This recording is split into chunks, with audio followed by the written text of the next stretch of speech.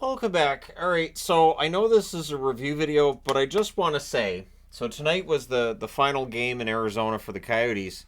Owner Alex Meruelo was not in attendance. What? Like, I just, if the idea is eventually you're going to bring the team back, fans don't forget that kind of thing. That, the captain goes down with the ship, that kind of thing.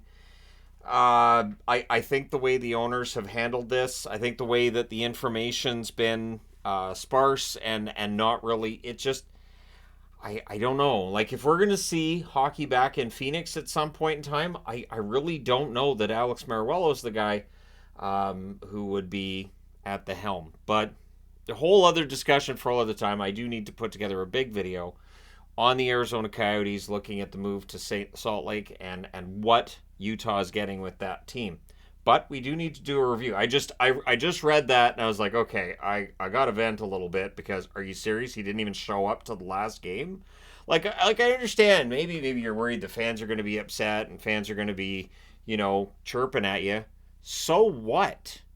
You screwed him over. So be a man about it. Anyways. Yeah, I've got some opinions on this. All right, so first up, Pittsburgh and the Islanders. So a game that didn't really mean anything. And the hockey, it showed. There was some preseason feel to some of this hockey tonight, especially St. Louis, Dallas. Anyways, Nedeljkovic versus Sorokin. We get a power play for the Islanders. That's killed off. Shots are 4-0 Isles at 3 minutes. And at 4:56, Nelson scores from Holmstrom. The Penguins with one shot to that point. The Islanders press at 6.5 minutes. The shots are 6-3 Islanders at 9 minutes. Bunting has a rush, that's defended. Palmieri misses one wide on a net drive. They were doing everything they could to get Palmieri that 30th goal tonight. Eventually, it succeeded. So Pajot's denied on a backhand. He also got hurt in the first period, didn't return to the game. Martin has a slot shot that's kicked aside. There's a post for Palmieri. Carlson has a rush chance that's held. The Penguins press with 4 minutes left. The Islanders press with 2.5 minutes left. Bunting's denied. The puck's cleared. And then at 18:29, Raquel buries one on a rush to tie it. Bunting and Malkin with the assists. It's 1-1. Penguins would press in the final minute. It stays 1-1 after the first. Second period, crossbar for Wallstrom. Bunting then has a fast break chance. That's held. Smith has a shot that's sticked aside by Sorokin. Shots are 5-1 Penguins 4.5 minutes in. We get a power play for the Pens.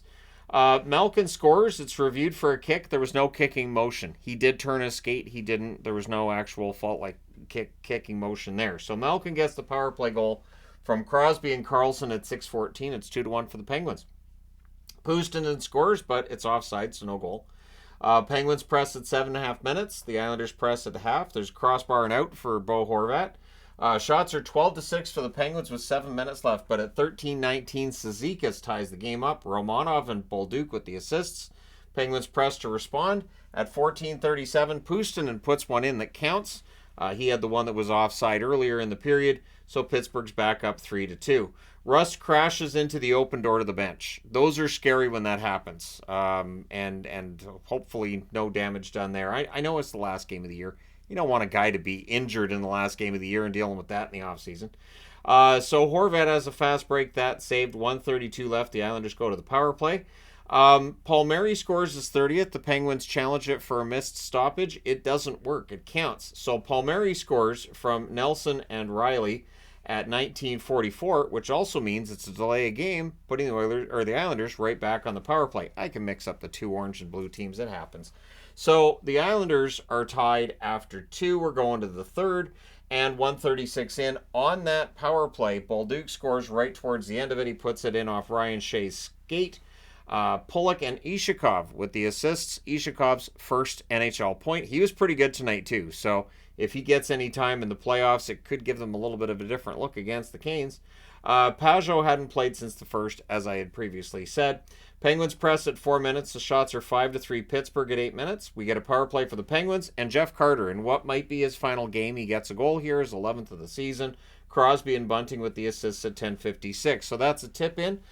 Puts Pittsburgh into a 4-4 tie, but at 14:27, Holmstrom roofs one from the slot. McLean with the assist on that. to make it a 5-4 lead for the Islanders. The goalie pull happens with 2:25 left, with 29.5 seconds left. The Islanders cover the puck in the crease. So that means it's a penalty shot for Pittsburgh, and whoever wants to take the penalty shot can. So they give it to Crosby. He's denied. He's 0 for 5 on penalty shots in his career. Carter's then denied and close as the Penguins are looking to tie. They don't. They lose this one 5-4. The Islanders go to 39, 27, and 16 with the win. With the loss, the Penguins finish the season 38, 32, and 12. Shots on net, 15-12 Pittsburgh in the first, 13-11 Pittsburgh in the second, 16-9 Pittsburgh in the third. Final shots are 44-32 for the Penguins. Power plays, the Penguins go 2 for 2. Islanders 2 for 3. Hits 12-8 for Pittsburgh. Not a physical game. Nedeljkovic saves 27 out of 32. Sorokin saved 40 out of 44. All right, moving along.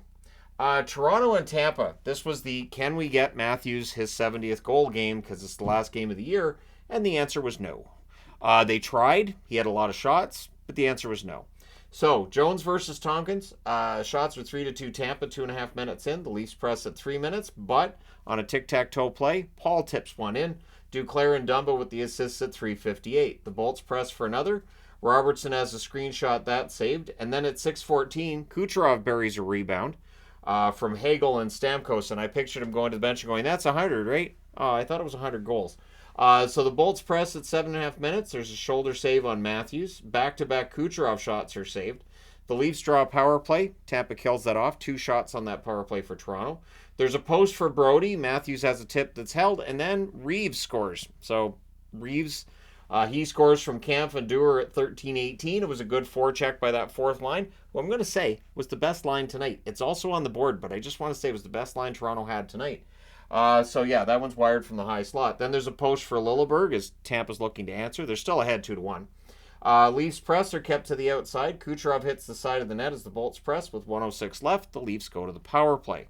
So they're down 2-1 after the first period, but that power play rolls into the second where the Bolts finish the kill.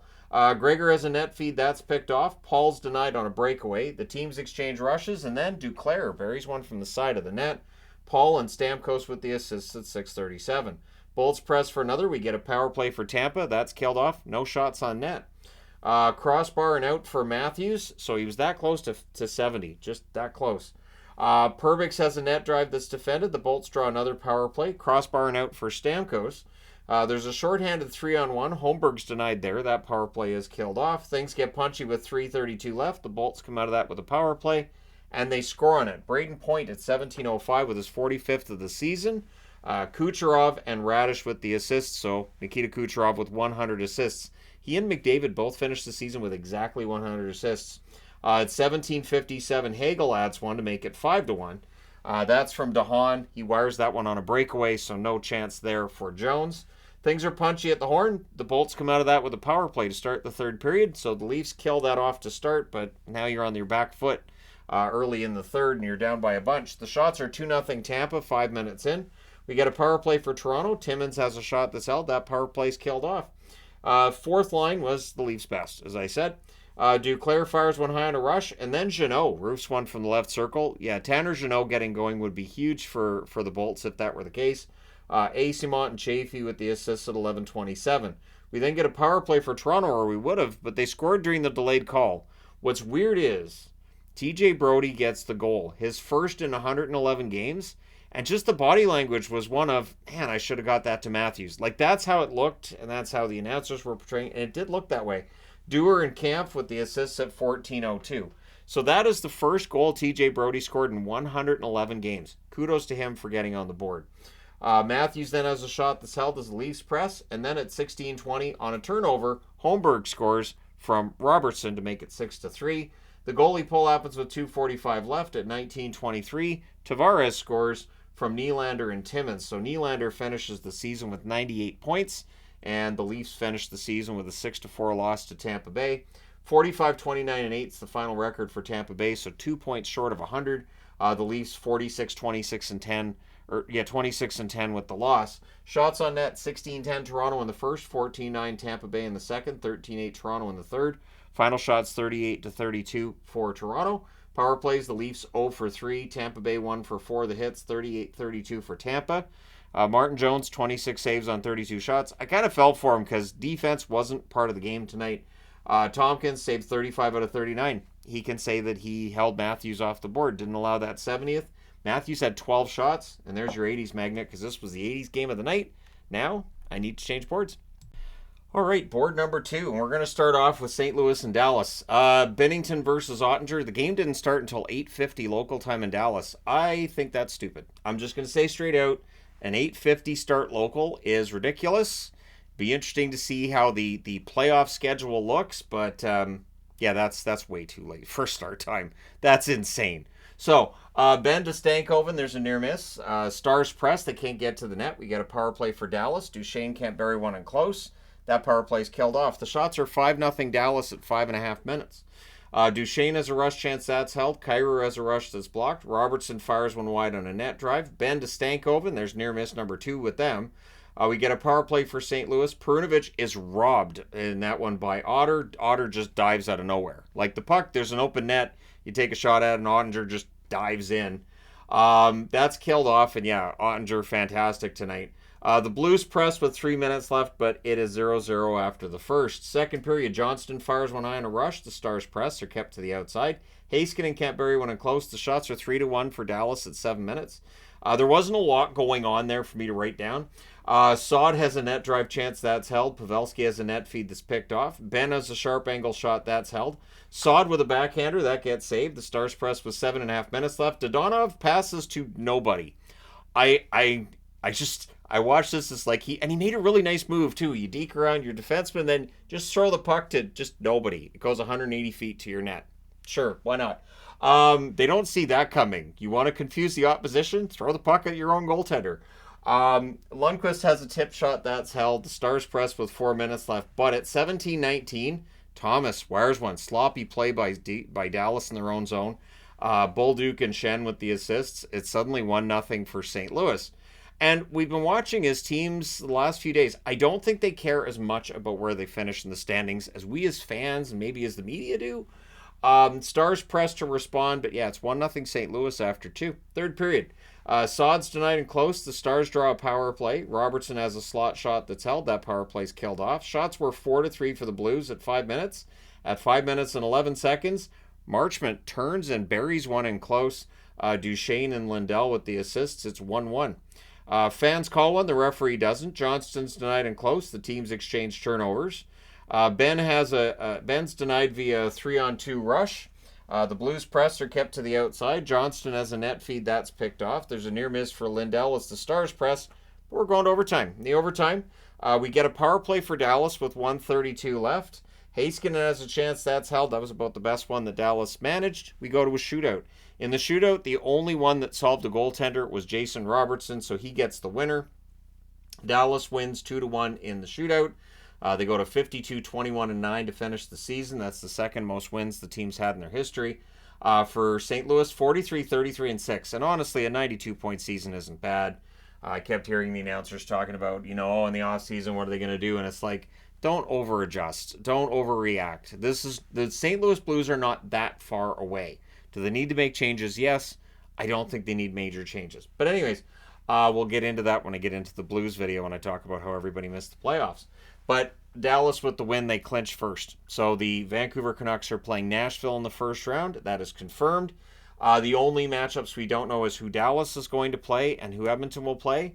LA and Vegas tomorrow will decide.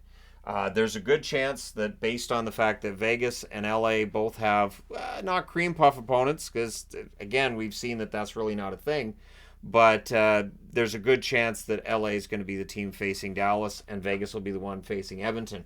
So shots on net in this one, 10-6 Dallas in the first, 13-12 Dallas in the second, 10-7 Dallas in the third. In the overtime, the shots were 4-2 for Dallas.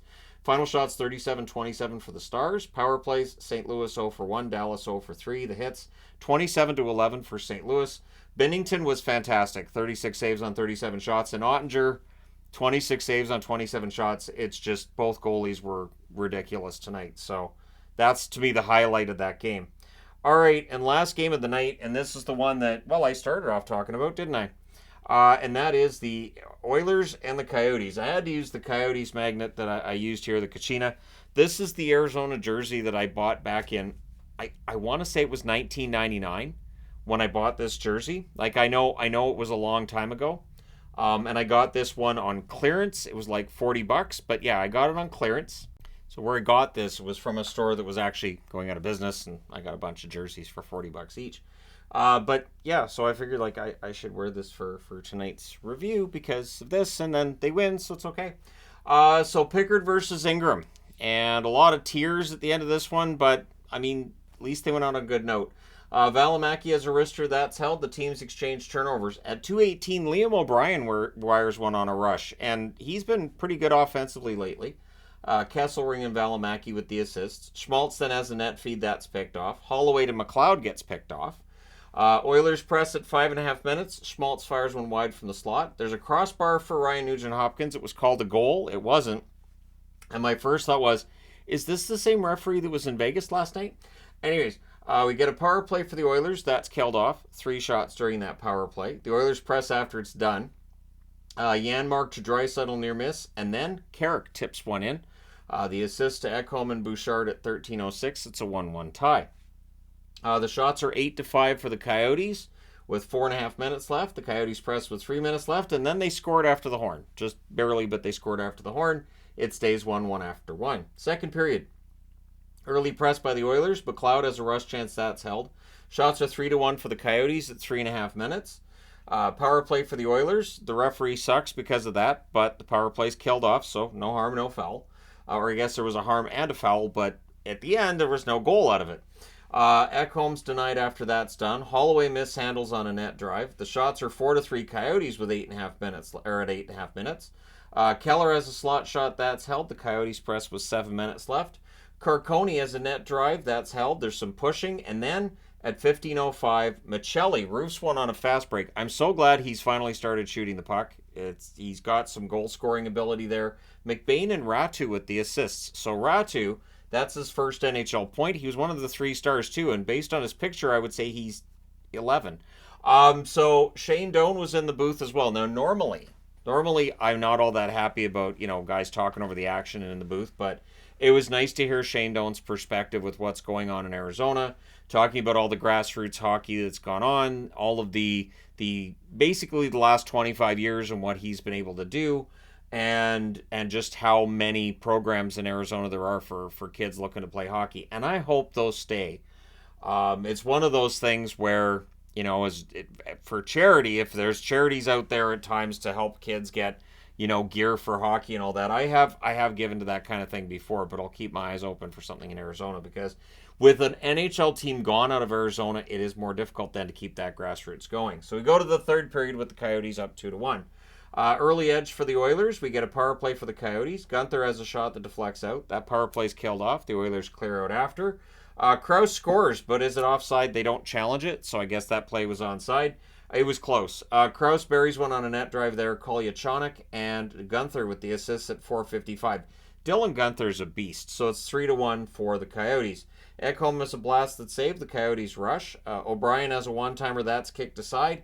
And then at 8:01, Foegele buries one on a rush from Broberg. That is Fogel's 20th NHL goal. Good for him.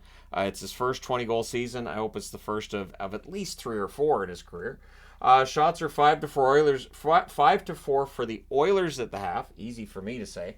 Get a power play for Arizona. Gunther has a one-timer that's saved. He remembers that because the next one he gets is posted in. It's Gunther from Keller and Kerfoot at 14:27 on the power play. The Oilers pull the goalie with 5:12 left, and I thought, it's a game that doesn't really matter. I guess they're trying to practice 6-on-5, but Dursey at 15:45 hits the empty net dead center from the other end of the ice.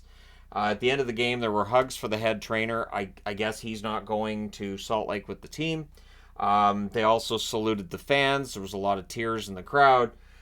This really affects a lot of people. And it's more than just, there's no fans, there's no arena. There's a lot of people affected by this.